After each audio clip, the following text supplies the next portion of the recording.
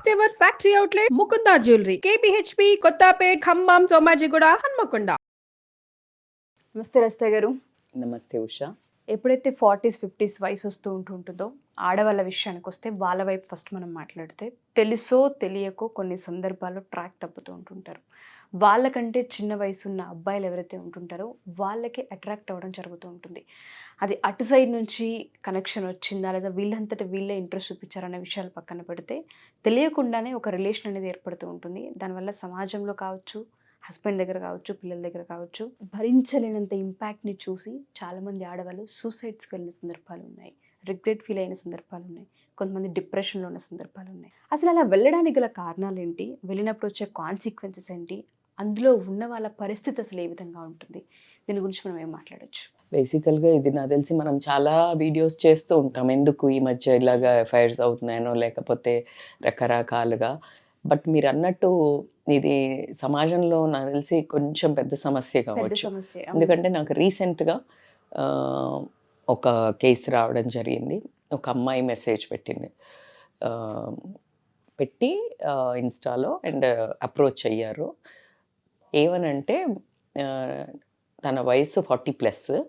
నాకు మా కాలనీలో ఉన్న అబ్బాయితో ఎవరైతే యంగర్ దాన్ మీ నాకు ఇలా చూస్తూ ఉండేవాళ్ళం, కనిపిస్తూ ఉండేవాడు. రాను నాకు నా నెంబర్ ఎలాగో సంపాదించేసి మెసేజ్ పెట్టడం స్టార్ట్ చేశాడు. మెసేజ్ పెడితే నేను చాలా రోజులు ఇగ్నోర్ చేశాను. ఇక ఆ మెసేజెస్ కొన్ని ఎలా పెడతారు పిల్లల ఇప్పుడు జనరేషన్, అట్లా పెట్టేవరకు కొంచెం నాకు తెలుసు నేను అట్రాక్ట్ కావద్దు అని సెల్ఫ్ కంట్రోల్ చేస్తూ కూడా నాకు తెలియకుండా నేను ఒకరోజు రెస్పాండ్ చేయటం జరిగింది. ఆ చేసిన తర్వాత నేను దాంట్లో నుంచి బయటికి రాలేకపోతున్నాను. నాకు అనిపిస్తోంది అది చెడ్డది అని, నాకు చెడు అని తెలుస్తుంది, నాకు భయం వేస్తోంది, నాకు ఎన్నో జరుగుతున్నాయి, కానీ నాకు మంచిగా కూడా అనిపిస్తోంది, ఐమ్ ఫీలింగ్ గుడ్. సో దీన్ని నేను ఎలా అన్నట్టు అది ప్రాబ్లం అన్నట్టు. సో సింపుల్ అండి. అసలు మీరు సింపుల్ అని నేను అన్న వర్డ్ ఇంత సింపుల్గా అయిపోద్ది అని కూడా చెప్పలేను. దిస్ ఈజ్ అనుకుంటే సింపులే. ఏదైనా ప్రపంచంలో నథింగ్ ఈజ్ ఇంపాసిబుల్ అనే వర్డ్ ఉత్తగా రాలే. అది ఇంత సింపుల్గా అనేస్తాం, నథింగ్ ఈజ్ ఇంపాసిబుల్. చెయ్యడానికి అంత కష్టం, చేస్తే అంత బాగుంటుంది. సో ఇలా రిజల్ట్ ఓరియంటెడ్ అన్నప్పుడు ఎప్పుడు కానీ చాలా క్లిష్టమైనవి ఉంటాయి. సో మన బాడీకి, మన మనస్సుకు చూడ్డానికి చాలా అందంగా ఉన్న ఫుడ్, అంటే చాలా స్మెల్ వచ్చే ఫుడ్, చూడ్డానికి బాగున్న ఫుడ్ తింటే మంచిదా? డ్యామేజ్ కదా, హెల్త్ డ్యామేజ్, అవునా? అలాగే ఇలా మనకు మనస్సుకు మంచిగా అనిపిస్తాయి. మానవ సహజానికి పెద్ద నువ్వేంటో నేను ఏంటి చెయ్యరా అని ఘోరం చేసేసానా, నేను ఉరేసుకోవాలా, నేను చచ్చిపోవాలి, నాకు ఈ ఆలోచన వచ్చింది, నేను మంచిదాన్ని కాదు, అంత రియాక్ట్ అవ్వాల్సింది కూడా లేదు. ఎందుకంటే మానవ సహజం. ఎందుకు అంటే ఆ ఫస్ట్ అసలు అట్రాక్ట్ అవ్వడానికి అట్నుంచి మనము ఆ మాత్రం రెస్పాన్స్ కనడానికి మళ్ళీ అగైన్ కమింగ్ టు ద ప్రకృతికి ఏంటిదంటే ఆడవాళ్ళు మగవాళ్ళకు ఆకర్షితులు అవ్వడం, మగవాళ్ళు ఆడవాళ్ళకు ఆకర్షితులు అవ్వడం అనేది ఇట్స్ ఎ ఫినామినా కంపల్సరీ. అయితే మంచి చెడు లేకుండా, వావి వరుస లేకుండా, ఏజ్ లేకుండా ఇదే అవ్వడము ఖచ్చితంగా తప్పు. అయితే పెళ్లి కాని వాళ్ళు, ఏజ్ తక్కువ ఉన్న వాళ్ళతోటి ఎఫ్ఐఆర్ పెట్టుకొని వాళ్ళు పెళ్లిళ్ళు చేసుకోవటం అది అసలు డిఫరెంట్ స్టోరీ. మనం దాని గురించి ఈరోజు మాట్లాడము. ఎందుకంటే దానికి కొన్ని ఎగ్జాంపుల్స్ చెప్తారు. మన వాళ్ళు ఏజ్ అయితే ఏంటి, రాముడు సీత చేసుకోలేదా, ఇలా కొన్ని సెలబ్రిటీస్ కూడా చేసుకోలేదా అంటున్నారు, కాబట్టి మనం దాన్ని టచ్ చేయట్లేదు. Coming to the point, when you are already in a relationship, married relationship ఉన్నారు, ఆవిడ చెప్పిన ఆవిడకి 3 పిల్లలు కూడా ఉన్నారు, అమ్మాయిలు. So it is a terrible pain. ఎందుకంటే అమ్మాయిలు ఉన్నారు, అబ్బాయిలైనా ఎవరైనా టెరిబులే. సో బేసికల్గా ఎందుకు అట్రాక్ట్ అవుతారంటే ఉషా, జనరల్గా ఎనర్జీ ఎట్లుంటుంది యంగ్లో ఉన్నప్పుడు, మనది ఒకసారి ఊహించుకోండి. ఒక ఏజ్ పరిమితి చెందుతున్నప్పుడు రకరకాల ఇంట్లో సమస్యల వల్ల మనది డౌన్ అయ్యి ఉంటుంది. ఆ టైంకి కరెక్ట్గా ఒక యంగర్ జనరేషన్ అబ్బాయిలు గనక కాంటాక్ట్లోకి వచ్చి వీళ్ళు దాని వైపు మొగ్గు చూపించడానికి ఎందుకు రీజన్స్ అని అంటే కనుక ల్యాక్ ఆఫ్ అంటే ఎనర్జీ ఉంటుంది వాళ్ళలో. అంటే వాళ్ళు చూడ్డానికి ఎట్లా హ్యాండ్స్ అంటే లైక్ నాట్ అందం, ఫిట్నెస్ కానివ్వండి, లేకపోతే వాళ్ళు చూడ్డానికి యాక్టివ్గా హైపర్గా ఉండడం కానివ్వండి. ఆబ్వియస్లీ కొంచెం ఏజ్ దాటుతూ ఉంటే లుక్లో గ్లో, మనది కూడా పోయింది. ఇప్పుడు ఏజ్ 40 ఉన్న లేడీస్దైనా పోతుంది. అయితే వీళ్ళకి ఏమవుతుందనంటే ఈ ఎనర్జీ ఇది చూడంగానే వాళ్ళకు కొంచెం ఫిజికల్ అట్రాక్షన్ అవుతుంది. ఫిజికల్ అట్రాక్షన్ కానివ్వండి, మాటలతో కానీ, చలాకీతనం కానివ్వండి, వాళ్ళ లైఫ్లో ఏదైతే అది డ్రాప్ అవుతుంటుందో దాన్ని చూసి అట్రాక్ట్ అవ్వడం జరుగుతుంది. ఏదైనా మనకు లేనిది చూసి మనం కొన్నిసార్లు అట్రాక్ట్ అవుతాం కదా, అది మనిషి రూపంలో జరగడం జరుగుతుంది. అట్లాగే ఏమవుతుందనంటే న్యూ ప్రాస్పెక్టివ్ ఉంటుంది. అబ్బాయిల వే ఆఫ్ అప్రోచ్ ఎట్లా ఉంటుంది, ఇప్పుడు హస్బెండ్ ఏమంటాడు, మామూలుగా ఏ రావే అంటాడు, కాసేపు కూర్చుంటాడు, మాట్లాడతా లేకపోతే అదే ఆ అబ్బాయి ఇప్పుడు న్యూ యంగ్ అబ్బాయిలు అనుకో, వాళ్ళు ఆల్వేస్ వాళ్ళకున్న న్యూ టెక్నిక్స్ తోటి కానీ, న్యూ పర్స్పెక్టివ్స్ తోటి కానీ, వీళ్ళకి మెసేజ్ పెట్టడం కానీ, వీళ్ళని పొగట్టం కానీ, అంటే ద వే దే వీళ్ళు పొగిడినప్పుడు వీళ్ళ ఈగో అనేది సాటిస్ఫై అవ్వడం జరుగుతుంది. ఇక్కడ ఏమవుతుంది, అది వీళ్ళు పెళ్ళైన కొత్తలో వీళ్ళకి కూడా అది చిన్న చవి చూస్తారు. సరే, కొంతమందికి నెల రోజులు ఉంటుంది, కొంతమందికి పెళ్ళికి ముందు ప్రీ మ్యారేజ్ ఉంటుంది, లవ్లో ఉన్న వాళ్ళకు ఉంటుంది, పోస్ట్ మ్యారేజ్ టకాను కొంతమందికి డ్రాప్ అవుతుంది, కొన్ని రోజులు 1-2 years అట్లాగే పొగుడుతుంటారు హస్బెండ్స్. బట్ హస్బెండ్ పొగిడిన దానికి బయట ఒక థర్డ్ పర్సన్, ఒక 40+ ఉన్న వాళ్ళకి ఎప్పుడైతే ఆ కైండ్ ఆఫ్ అందాన్ని పొగట్టం కానీ, లేకపోతే వాళ్ళు ఏదైనా ఒక యాక్టివిటీని పొగట్టం కానీ, లేకపోతే ఏదైనా వాళ్లకు ఒక రకమైన అప్రిషియేషన్గా చెయ్యంగానే ఏమవుతుందంటే వీళ్ళకి డోపమైన్ అనే హార్మోన్ రిలీజ్ అవుతుంది. డోపమైన్ ఆల్వేస్ అప్రిసియేషను, పొగట్టము, దీని ద్వారా రిలీజ్ అవుతుంది. It is a very feel good hormone అన్నట్టు. సో ఆ ఫీల్ గుడ్ హార్మోన్ ఉన్నప్పుడు ఇంకొకటి ఏమనిపిస్తుంది, నేను అంటే లైక్ ఇంత యంగ్ అబ్బాయి కూడా నచ్చానా అనగానే వీళ్ళ ego, self esteem, confidence levels too much Boost అవ్వడం జరుగుతుంది. ఆ తర్వాత దాన్ని కంట్రోల్ చేసుకునే పరిణితి కూడా కొన్నిసార్లు చేయి జాటటం, ఎట్లాగా డ్రగ్, ఇట్స్ ఆల్ ఆర్ ఏదైనా ఇప్పుడు కొన్ని మంచిది అనేవి కూడా ఎక్కువ తీసుకుంటే అది కూడా చెడువా కాదా? ఎగ్జాక్ట్లీ. సో సమ్ టైమ్స్ మనం చెప్తాం కాఫీ కూడా మంచిది, యాంటీ ఆక్సిడెంట్స్ ఉంటే బ్లాక్ కాఫీ తాగండి అని చెప్తుంటాం. But beyond 4-5 cups it is also dangerous, anything. So ఇప్పుడు ఈ డోపమైన్ మనకు మంచిదని చెప్పాము, కానీ ఎవరి వల్ల వస్తోంది, ఎంత అడిక్ట్ అయ్యావో అది నిన్ను ఎక్కడ దాకా తీసుకెళ్తుంది అనేది కూడా చాలా ఇంపార్టెంట్. ఈ ప్రాస్పెక్టివ్లో సెక్షువల్ కెమిస్ట్రీ ఒకటి బాగా ఎక్కువగా డిఫరెన్స్ ఉంటుంది. ఎట్లాగుంటుంది అని అంటే, ఇప్పుడు లేడీ అనుకోండి, వాళ్ళదేమో అసలు అబ్బాయిలు మనకి ఒక చిన్న లైట్ త్రో చేస్తే యంగర్ అబ్బాయిలకి మనకి ఎన్ని సినిమాల్లో చూస్తే ఆంటీ ఆంటీ అని ఒక సాంగే ఉంది. ఆంటీలు అంటే ఎందుకు ఇష్టపడతారు అబ్బాయిలు? ఆ పదం అంటే అసలు ఆంటీ అని పిలిస్తే పెద్దోళ్ళకి ఎందుకు కోపం వస్తుంది అనే దానికి కూడా ఒక క్లారిఫికేషన్ ఇవ్వచ్చు మనం. ఎందుకంటే ఆంటీ అనే పదాన్ని ఒక రకంగా చిత్రీకరించి బ్యాడ్ చేశారు. ఇప్పుడు ఏంటి, ఒక చిన్నమ్మ, ఒక పెద్దమ్మ, ఒక అత్త, ఒక వీళ్ళందరినీ కలిపితేనే ఆంటీ అనేవాళ్ళు, అంటే పెద్దగా. కానీ ఇప్పుడు ఎందుకు మాట వరుసకి చెప్పంటే, ఇప్పుడు మా అమ్మలైనా ఎప్పుడైనా పెద్దమ్మను అమ్మమ్మ పిలిచినా సరే, కానీ ఆంటీ పిలిస్తే ఎలర్జీ వస్తుంది అనే రేంజ్కి అయితే ఆ పదాన్ని అయితే తీసుకొచ్చారు ఉషా. నేనైతే ఒప్పుకుంటాను, అంటే నా పర్స్పెక్టివ్ కూడా చెప్తున్నాను. అంటే ఆంటీ అని పిలిస్తే నేను పెద్దగా అయ్యానా అని ఇష్టం లేకపోవటం కాదు, that kind of a word is a so allergic word. నువ్వు అమ్మమ్మ అని పిలువు, పెద్దమ్మ అని పిలువు, పిన్ని అని అలా చెప్తూ ఉంటాము. సో దానికి ఒక బ్యాడ్ ఇమేజ్ ఇవ్వడం ఎందుకంటే, ఇలా అప్రోచ్ అవ్వచ్చు, ఈ బ్యాడ్గా సెక్షువల్గా అప్రోచ్ అవ్వచ్చు అనే ఒక రాంగ్ ఐతో చూస్తున్నారు అనే ఉద్దేశంతో, అందుకే ఇంటి పక్కన మన ఇంట్లో భర్తల వాళ్ళకు కూడా అబ్బాయిలు ఎవరైనా చుట్టుపక్కన ఉండి వాడు ఎంత చిన్నోడు కదండి మాట్లాడుతున్నా అంటే కూడా వీళ్ళకు ఒక రకమైన స్ట్రెస్, అనుమానము. యంగర్ అంటే చాలా చిన్న పిల్లలతో, చిన్నోళ్లతో మాట్లాడినా నమ్మలేని పరిస్థితికి సమాజం రావటం జరిగింది, మనం ఒప్పుకోకపోయినా. సో దీంట్లో ఏంటి అని అంటే, సెక్సువల్ కెమిస్ట్రీ ఇట్లా వీళ్ళదేమో వాళ్ళు ఎందుకు అప్రోచ్ అవుతారంటే, యంగర్ జనరేషను లెస్ బ్యాగేజ్. అంటే లెస్ బ్యాగేజ్ అంటే ఏమవుతుందంటే ఉషా, వీళ్ళకి అమ్మాయిలతో అనుకో వాళ్ళ ట్యాంట్రమ్స్ భరించాలి, అవునా? వాళ్ళ ట్యాంట్రమ్స్ భరించాలి, వాళ్ళకి ఎక్స్పీరియన్స్ ఉండదు, వాళ్ళతో కొన్ని టాక్సిక్ రిలేషన్స్ ఫేస్ చేసి ఉంటారు. వీళ్ళతో అనుకో సింపుల్, ఏంటి, వీళ్ళకి భయం ఉంటుంది, సో వీడిని స్ట్రెస్ పెట్టరు, బ్లాక్మెయిల్ స్ట్రెస్ ఉండదు. At the same time experience ఉంటుంది. వీళ్ళ దగ్గర వీళ్ళేం కోరుకుంటారు అంటే ఎంతూజియాజం ఉంటుంది, ఎనర్జీ ఉంటుంది.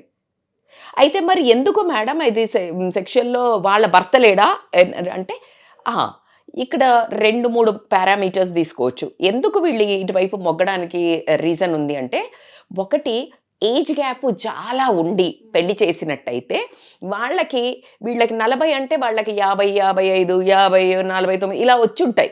వచ్చినప్పుడు ఏమవుతుందంటే వాళ్ళలో సెక్షువల్ డిజైర్స్ కంపారిటివ్లీ తగ్గడం జరుగుతుంది. వీళ్ళకి ఈ టైంలో అంటే 38, 35 నుంచి 45, 50 వరకు 45 వరకు కొంచెం కంపారిటివ్లీ అమ్మాయిలకి పెరగడం జరుగుతుంది. సో ఆ సెక్షువల్ డిజైర్స్ పెరిగినప్పుడు సాటిస్ఫై కాకపోవడం వల్ల ఎట్ ద సేమ్ టైము భర్త ఒకవేళ తాగుబోతో తిరుగుబోతో అయ్యి ఈమె ఇన్ని రోజులలో ఆ చిన్నపిల్లల్ని పెంచడంలో బాధ్యతలో భయంతో ఒక ఏజ్ చిన్నది కదా తనది కూడా, ఆ భయంతో కట్టుబాట్లకి కొన్నిసార్లు ఉన్నా ఒకసారి కాస్త ఇలా రిలాక్స్ అయ్యి ఆ పిల్లలు కొంచెం ఇంటర్ అంటే కొంచెం కాన్ఫ్లిక్టే ఉంటుంది కానీ ఇంజనీరింగ్కి వెళ్ళి లేకపోతే పెళ్ళిళ్ళ ఇలా అన్న టైంకి ఏమవుతుందంటే ఉషా, ఆ టైంకి వాట్ అబౌట్ మీ, నేను ఇంతవరకు లూజ్ అయినా నా హ్యాపీనెస్ని అని అనుకుని ఆ స్పేస్లో ఉన్న టైంలో ఎవరో ఒకళ్ళు బెల్లు కొడతారు. జీవితాలు అక్కడే నాశనం అవుతూ ఉంటుంటాయి. ఎగ్జాక్ట్గా చెప్పారు. అది ఎట్లా అంటే దీన్నే అంటారు కరెక్ట్ టైంలో వీళ్ళకి ఆకలి వేసినప్పుడు పచ్చడన్నం పెట్టినా ఏదో అన్నట్టు ఉంటుంది కదా, కళ్ళకద్దుకొని వాడెంత దరిద్రుడు తెలీదు, వాడెంత వెదవో తెలీదు. సో కానీ వీళ్ళకి ఏమవుతుందంటే ఆ ఒక ల్యాక్ ఆఫ్, ఆ తర్వాత భర్త అప్పటి వరకు చాలా తొక్కి పెట్టి ఉండడం కానీ, ఏనాడు ఒక అందాన్ని కానీ, తను చేసిన పనిని కానీ, వంటను కానీ, పిల్లల పెంపకాన్ని కానీ ఏ దాన్ని అప్లాడ్ చేయకపోవడము, కాస్త దగ్గరికి తీసుకోవడము. Sex is not the actual romance. Actual sex is not actual sex.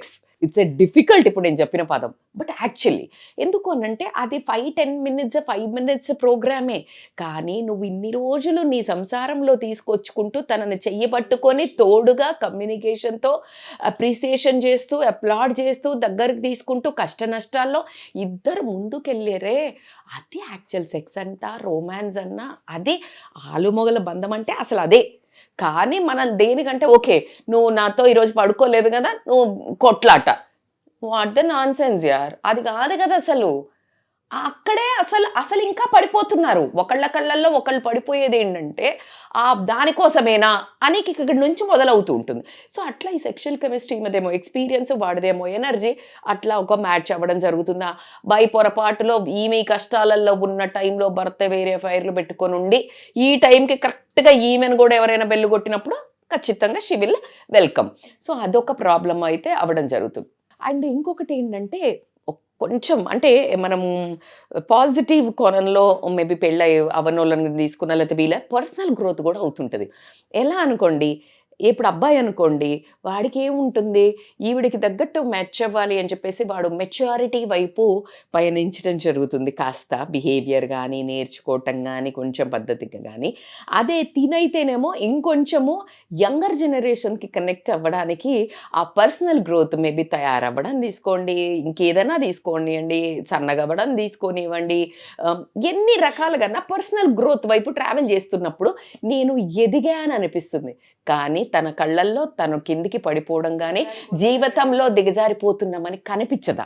ఆ టైంలో మసక పడ్డం అయితే జరుగుతుంది లైఫ్లో.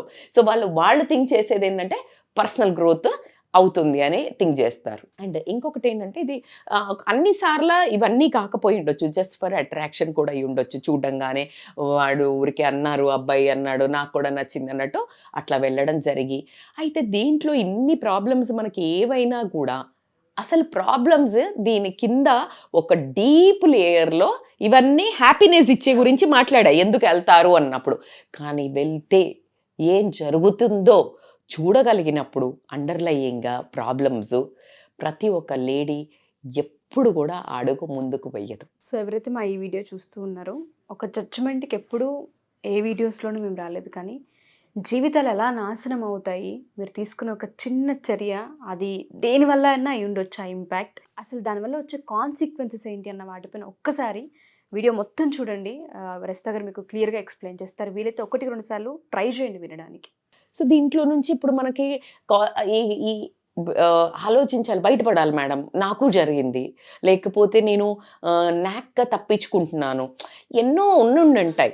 అయితే దీనివల్ల కాన్సిక్వెన్సెస్ ఏ రోజైనా కూడా బయట పడినా పైన కొన్ని నువ్వు లోపల భరించేవి, కొన్ని సామాజికంగా భరించేవి, కొన్ని ఇంట్లో వాళ్ళతో భరించేవి, కొన్ని ఆ ఎన్నుకున్న ఎదుటి మనిషి ఎవడైతే ఉన్నాడో వాడు పెట్టే ఇబ్బందుల వల్ల కూడా భరించేవి ఉంటాయి. So be careful whatever the reason. నీకు చచ్చేంత దరిద్రమైన లైఫ్ చూసుంటావు నువ్వు, కానీ నువ్వు ఎంచుకునేటప్పుడు మనకు చాలామంది ఈ మధ్య మనము పెద్దవాళ్ళ నుంచి మొదలు పెడితే సమాజంలో చాలా పెద్దగా అంటే పెద్ద తరహా ఉన్న మనుషులు నేను మోడర్న్గా ఈ మధ్య నుంచి చెప్తా ఉంటే ఓకే మీరు మళ్ళీ ఇలా చెప్తారా అంటారు, కానీ నేను పెద్దవాళ్ళని కూడా చూస్తున్నప్పుడు వాళ్ళు చెప్పేవి కూడా ఏంటంటే నచ్చలేదా వదిలేసి ఇంకోళ్ళని చేసుకో. కానీ ఈ పరిస్థితుల్లో ఎందుకు పెట్టుకోవద్దు అని అంటే ఫస్ట్ ఆఫ్ ఆల్ నువ్వు ఈ ప్రాబ్లం నుంచి బయటపడాలి. ఇప్పుడు మీరు బయటపడడానికి ఖచ్చితంగా నేను కొన్ని మంచి టిప్స్ చెప్తాను.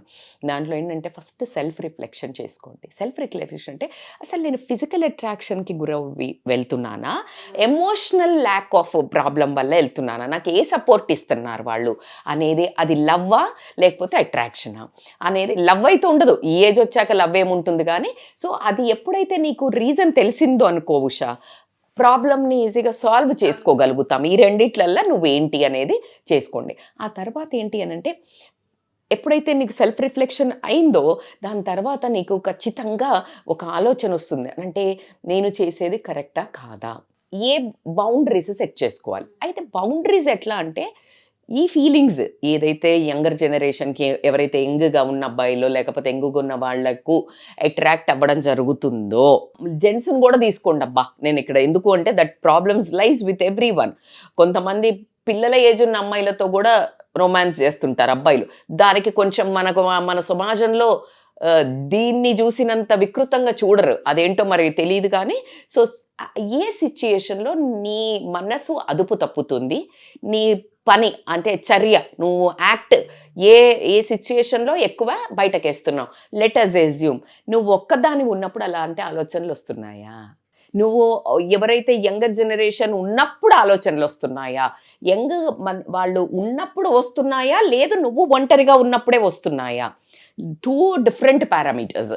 సో అట్లా కానీ నువ్వు ఎప్పుడైతే అప్పుడు తెలిసింది నీకు ఇలా వస్తుంది, లేదు నేను ఒక మొబైల్లో అలాంటి మూవీస్ చూసినప్పుడు వస్తుంది, లేదు కొంత సెలబ్రిటీస్ ఇలా చేశారు వాళ్ళది తలుచుకున్నప్పుడు వాళ్ళు చేశారు కదా తప్పేంటి అని వస్తుంది. సో ఇలాంటి ఉన్నప్పుడు నువ్వు యూ ట్రై టు బౌండరీ ఆ సిచ్యుయేషన్లోకి వెళ్ళకుండా, ఆ పర్సన్లోకి వెళ్ళకుండా, ఆ పర్సన్ ఎవరైతే ఆ పర్సన్ని చూస్తూ వస్తుంది లేకపోతే, సో అవాయిడ్ చేయటం బెటర్. సో బౌండరీస్ గీసుకోండి. సో ఈ బౌండరీస్ గీసుకొని మరి కూర్చుంటే కుదరదు కదా, దానికోసం నువ్వు you need to be busy.